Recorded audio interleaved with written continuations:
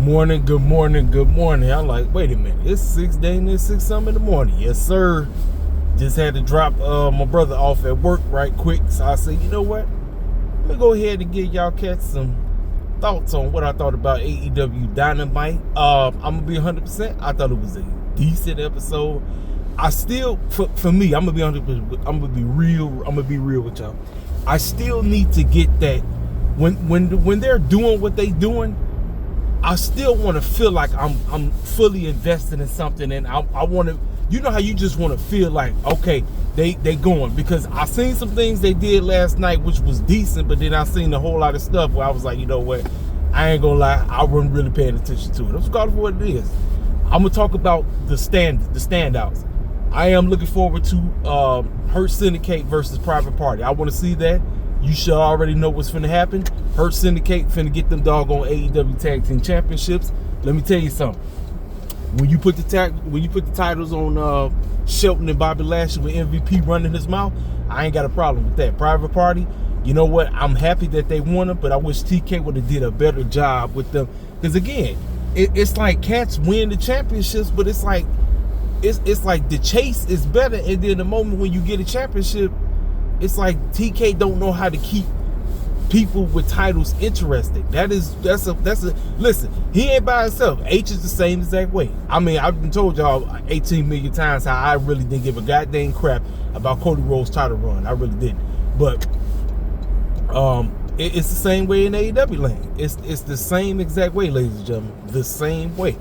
And like I said, I was happy that Private Party got it done, but I am looking forward to when that matchup happens. Kenny Omega pulled up at the end, talked about how the diverse ticket-lighter situation pretty much almost took him out for this planet, ladies and gentlemen. And I love the fact that Don Callis came out of nowhere, basically trying to take him out, and then he went over there and basically tried to beat the brakes off of him. But then here come Brian Cage and Lance Archer, old silly self, coming out there trying to jump him. So I'm like, okay, who gonna come to this man rescue? Who gonna come? Will Ospreay came to that man rescue, and you know the beef that they got. Everybody and their mama know the beef that these two had. The fact that he was the one that came to that man rescue, and then they still had issues because you saw them talking. They was saying some words to one another. Like, I know this punk fool just didn't come out here try to rescue me. I just know that. We had 2 gauntlet matches. I just wish Tony Khan would have put forth more for effort to get people to care. I understand he wants people to be invested on who's going after Moxley's championship. Listen, I'm happy for Hobbs. I'm glad Hobbs gets the title shot, but everybody and their mama know dang well he not winning. And I just find it very funny that it's happening the week of Martin Luther King Day. I'm just calling for what it is. I'm not listening. Look, hey, I put 1 and 2 together. I'm like, wait a minute, because Lord knows I didn't see Hobbs winning that. I did not see him winning the gauntlet match to determine who's gonna get the shot. But I thought about it. I said, oh, it's Martin Luther King Day. I'm like, I already know the script. Listen, look, if I'm gonna do the foolishness and go in on Triple H and them when they be doing bull jobs like that, what make you think I'm not gonna say nothing concerning AEW? I mean, come on now. We got the women's. The women's was just a triple threat. I was like, I don't know what, but it and it looks like it's going to be, who won that match? Was it let's see, Chris, Willow, and Tony? I think Willow won. So Willow got a shot. I think Willow. Was it Willow? Or was it? No. It was Chris. Chris got it. Chris won. And so Tony is running around with this old gimmick that she had when she was in NXT, this amnesia gimmick, as if she don't remember who she was. Like and then after she was talking with Renee, she dang near broke down in tears because, you know, it was like she's trying, but things just aren't working out. So, what else transpired? What else was somewhat decent on the show that I liked? Let's see. I'm trying to think what else happened that was actually of importance. I pretty much talked about mainly the major things that stood out to me. Bobby Lashley beat the brakes off of them boys. You know what I'm talking about, Mark Briscoe. MJF. Oh, MJF promo against Jeff Jarrett, because Jeff Jarrett this is it for Jeff Jarrett. So based off of how they talking, it sounds like Jeff Jarrett is going to eventually win the AEW World Championship. Ladies and gentlemen, it's going to happen. It's going to happen. Like I said, just get ready for it. I don't know when it's going to happen, but just get ready. It's going to happen. I'm like, it is what it is, you know. But the promo, the back and forth, I'm not going to lie, was actually pretty decent. MJF over here being MJF, you know how he get down. Everybody mama know how he move. Silly as a Betsy bug, but yeah, like I said, I pretty much talked about the major things for me that I actually like the standouts for Dynamite. So it's really not that long of a review. Like I said, I just talked about that. You know, it is what it is. You know what I'm saying? Like I said, I'm trying to keep it short and sweet. Like I said, if I need to go in on something and give you something what I need to give you, I just say what I need to say. Like I said, you know, like I said, I still need AEW to get to a place where when you are consistent with your television, when you're getting people invested in whatever you're trying to present, you want people to feel it. You want people to be really invested. You want people to say, you know what, I'll pass, you know what I'm saying? And shout out to The Rock pulling up on NXT. That was a proud moment between him and Ava doing that segment with Ethan Page. I seen the segment. I did not watch NXT because I told y'all I don't have NXT, so I can't keep up with it. But I did see the clip, and I want to give a personal shout out to Dwayne, him and Ava. And I could tell it was, listen, I know they wanted to do that. I know it. And word on the street, they did I think it was 9:57. So kudos to them. Listen, when you pull the big guns in, listen, NXT, listen, I'm calling for what it is. NXT should have been doing NXT should be doing Raw numbers every week. It's no excuse that they fluctuate between 600 and 900. There's no excuse.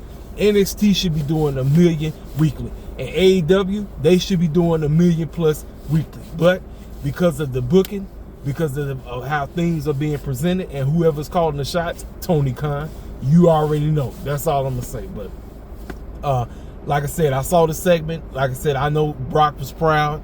Ava out there doing the segment with her dad. Listen, you know it's pressure. It is pressure. When your father is one of the best talkers in the game, one of the greatest wrestlers / gimmick / whatever you want to call them, you know what I'm saying? That was the pressure. Because, I mean, obviously, you know, she the GM. The final boss pulled up. See, right now, Rock can't play heel right now. He can't.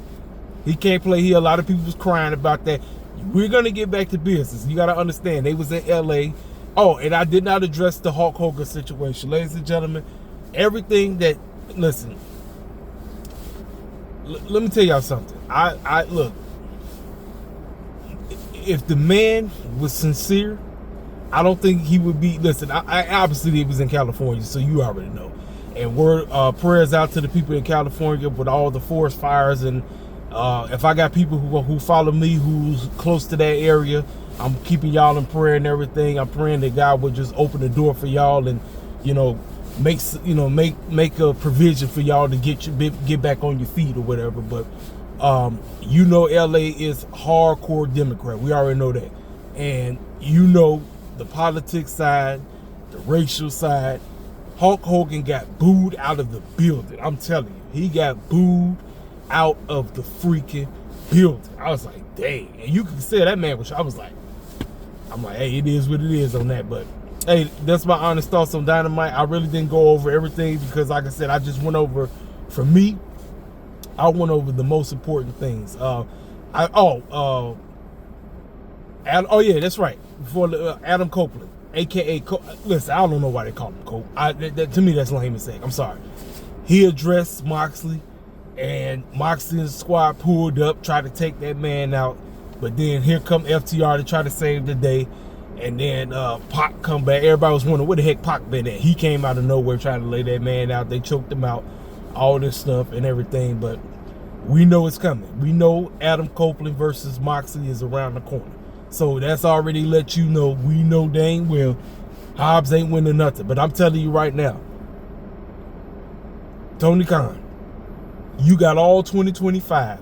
If 2025 comes and goes and my man Hobbs ain't AEW World Champion, we got a serious problem. We have a serious problem. Listen, you got these big men, the two big men that keep popping up. You got Lance Archer, Hobbs. These are the two, and Brian Cage, the three big men that seem to pop up so much. Tony Khan, you got to get your big man right. You got to have wrestling is a balance. It ain't just about the two picks running around. The two picks are great. We love the two picks, but the two picks aren't it. We got to have the big man. We got to have the two. We got to have a freaking balance. You understand what I'm saying? Same thing with the women. You got to have a balance. A balance is the way to go. A balance. If you got a balance with your roster, you're going places, and you got to have prominent storylines that make sense to keep people invested in what you're trying to tell. You don't want people like, you know what, I'm gonna turn this off. You know what I'm saying? But hey, that's it. Like I said, I talked about what I liked. Like I said, if I didn't mention it, that should let you know something. But I talked about the major storylines that I seen coming out of Dynamite, and they was advertising Resolution. AEW Resolution is March the 8th, if I'm not mistaken. And from what everybody's been saying, AEW on Max has been a godsend. They said that the picture is very clear. Everything is coming in perfectly. I'm here. Listen, I'm hearing this from people who are hardcore critics of the company. These are hard. Listen, I'm not talking about people who are hardcores like myself. I'm talking about people who can't stand the company. They said that from what they seen, they said the picture is very clear and it comes off very good. So kudos to Tony Khan and the cats over at Max and all of that. But ladies and gentlemen, I ain't got nothing else to say. I just wanted to give this to y'all, let y'all know my thoughts about what I thought about Dynamite. Like I said, I haven't done a full Dynamite review in a minute, but I just wanted to let y'all know. I'm trying to stay consistent. I'm trying to be on here, trying to let y'all know what's good. This your main man, KC4L, King Self for Life Wrestling Takes. I'm out the door. Holla at your boy.